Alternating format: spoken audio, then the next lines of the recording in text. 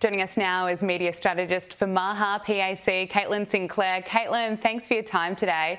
You were formerly the official spokeswoman for Turning Point Action during the election campaign last year. We, of course, spoke a lot leading up to November 2024. But look, right now, we are seeing the left being just so disgusting about Charlie Kirk's murder. Here's former US President Barack Obama, who cannot help himself but declare that Charlie Kirk's ideas were wrong to a sick audience who were cheering those comments. Obviously, I didn't know Charlie Kirk. I was generally aware of some of his ideas. I think those ideas were wrong. But that doesn't negate the fact that what happened was a tragedy and that I mourn for him and his family. Caitlin, Charlie Kirk said this best. You can tell a lot about a person by how they react when someone dies. And listening to the applause there, the cheering in the crowd, it says so much about them that they cannot help themselves. They have to cheer Barack Obama when he declares that Charlie Kirk's ideas were wrong. Charlie Kirk was murdered just a week ago. Can I get your thoughts on this? I'm in utter shock. I mean, it's disgusting that this is how certain people in this country are reacting to a murder. So Obama thinks that Charlie Kirk's idea, Gabriella, of praying for the guidance of Jesus Christ was wrong. Charlie's ideas of rational and polite debate with college students and educating young people was wrong, or that marriage should be between a man and a woman. You can't change your sex. Obama believes all of that was wrong. What ideas exactly is he referring to? There should have never been a but in his sentence. Correct. Saying that he condemns this murder, but adding the word but. There is no but when it comes to murder. There is no but when it comes to Charlie Kirk and the good that he did for this country. And he also mentioned Donald Trump in that speech. Obama stood on that stage, not only pointed the finger at our president, but pointed the finger at the American people that supported this man, that supported Charlie, not the shooter. He didn't point the finger at the shooter, not the system that actually has failed us. So this message and this speech was so backwards on so many levels. So backwards, and we do have that part of the speech where Barack Obama decides to blame Donald Trump while speaking about Charlie Kirk's assassination. Here it is. We have to recognize that on both sides, undoubtedly there are people who are extremists and who say things that are contrary to what I believe are America's core values. But I will say that those extreme views were not in my White House. I wasn't embracing them.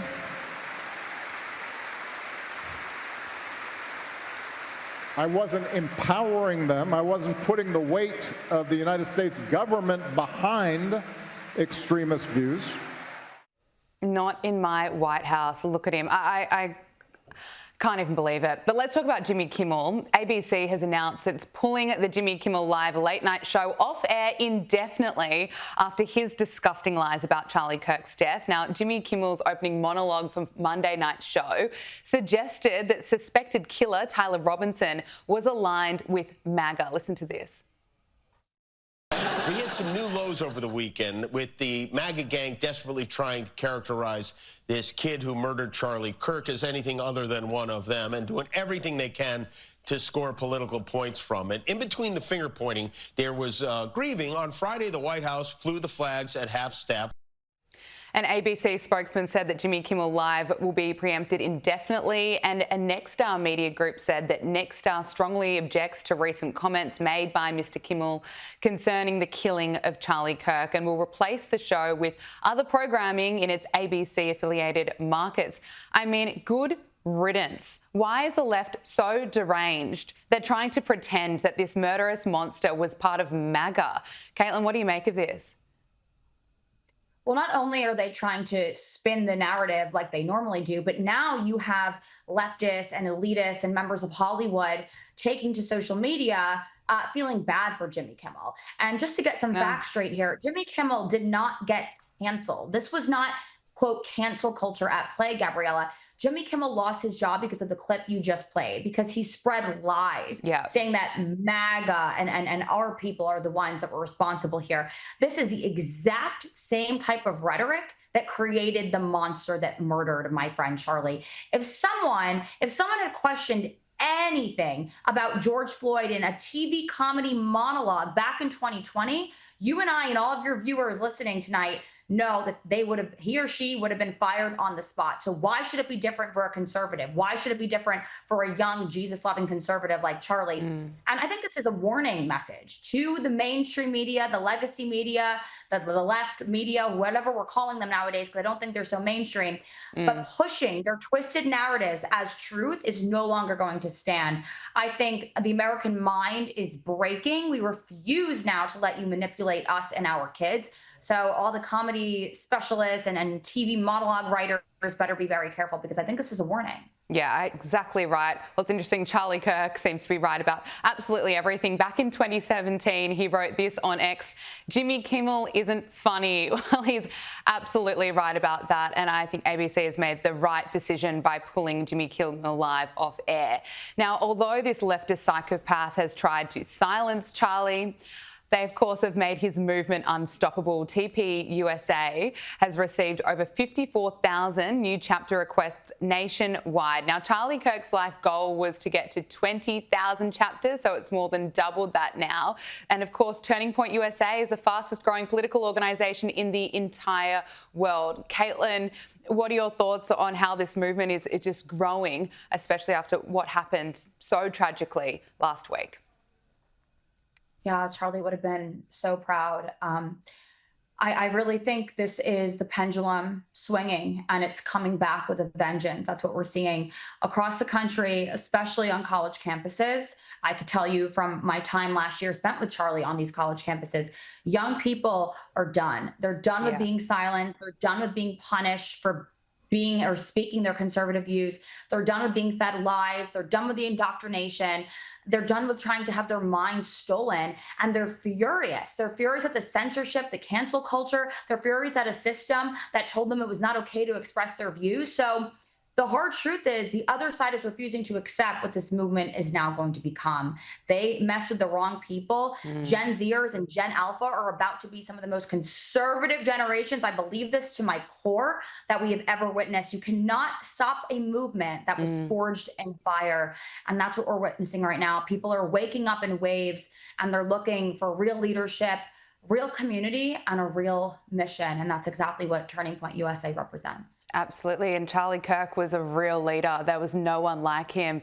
But I suppose the silver lining in this is we are seeing right now more and more young people feeling called to go to church for the very first time. And of course, Charlie wanted to be remembered for his faith. Are you seeing that? Are you seeing more and more churches being packed out, people buying Bibles? Talk to us about what you're seeing.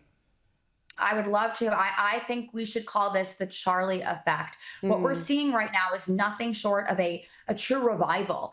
In this past week, thousands have shared on social media that for the first time they bought a Bible, or they prayed for the first time, or they visited or walked into church with their family and their young kids for the first time.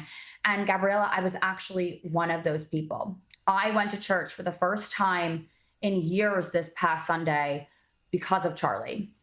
And I want to tell all your viewers, during my time at Turning Point, I shared with some of my family there how I was struggling with my faith. And I want to share the conversations I had. There was never any judgment. These conversations were meant with encouragement. They wanted to uplift me. And those are the kind of people that Charlie hired. That's the kind of culture that Charlie built. That spirit that was trying to fuel everyone's faith. And I think that's what we're witnessing right now. It's inspiring a whole generation to reconnect with something real, something deeper and stronger, because this is so much more than politics. Yeah. And I can speak firsthand to that. I was one of those people, and I will continue to work on my faith in honor of Charlie. Thank you so much for sharing that with us. I know so many people can relate. And I tell you what, Right here in Sydney, Australia, it is happening too. So many people are feeling called to go to church for the first time, and that is part of Charlie Kirk's legacy, the Charlie effect, as you put it. Now, this weekend, Charlie Kirk's memorial will be held in Arizona, and Turning Point USA has unveiled the massive speaker lineup, including, of course, Erica Kirk, President Trump, JD Vance, Marco Rubio, RFK Jr., Pete Hegseth, Tulsi Gabbard, Tucker Carlson, Stephen Miller. I mean, it's going to be powerful, it's going to be moving, and I'm bracing myself for it because we've had a lot of heartbreak, but I think it's going to be a really powerful memorial. Oh, yes, I will be there alongside my Turning Point family and colleagues and patriots from all over the country. And as you just mentioned, we have leaders and voices that I think will be able to speak to the gravity of what we just witnessed last week. And most in attendance, I think it's fair to say, if not all, will still be mourning and grieving. But I think also standing this weekend with unbreakable strength and determination is what we're going to see. We've witnessed this incredible resilience among Americans in this past week. And I think this gathering will actually be a chance to feed off of each other's energy, to feed off of that four-letter word that is so important right now, and that is hope. Yeah, I think we all need that. We all need to spread that message, and we're going to come together to remember that, to heal, and to recommit our determination to the fight that Charlie inspired. So it will be great. It will. Caitlin, before I let you go, I've got to ask you about the MAHA movement and fired CDC Director Dr. Susan Monarez. She's been grilled over recommending vaccines such as the Hep B vaccine for infants. Now, this was during a Senate hearing on RFK Jr.'s decision to oust Susan Monarez last month. And this was about, of course, the childhood vaccine schedule. Now, here is Rand Paul putting some questions to her, which she just refused to answer. Listen to this. What is the medical, scientific reason and proof for giving a newborn a hepatitis B vaccine if the mom is Hep B negative?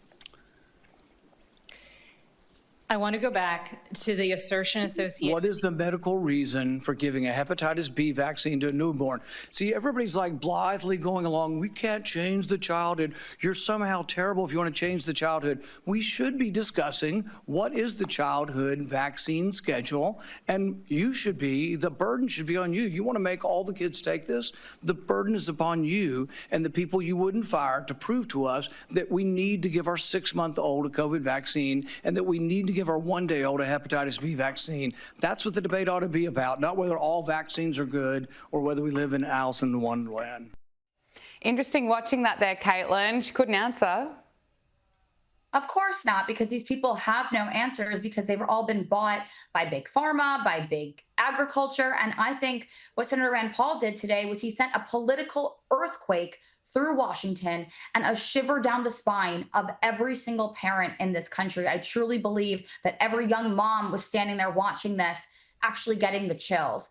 Former CDC director, she showed up today with anti-Trump lawyers and no facts. She was passing notes the whole time, whispering back and forth. And like you just alluded to, she had no answers. She had no answers for questions that every young parent or parent in this country really deserves.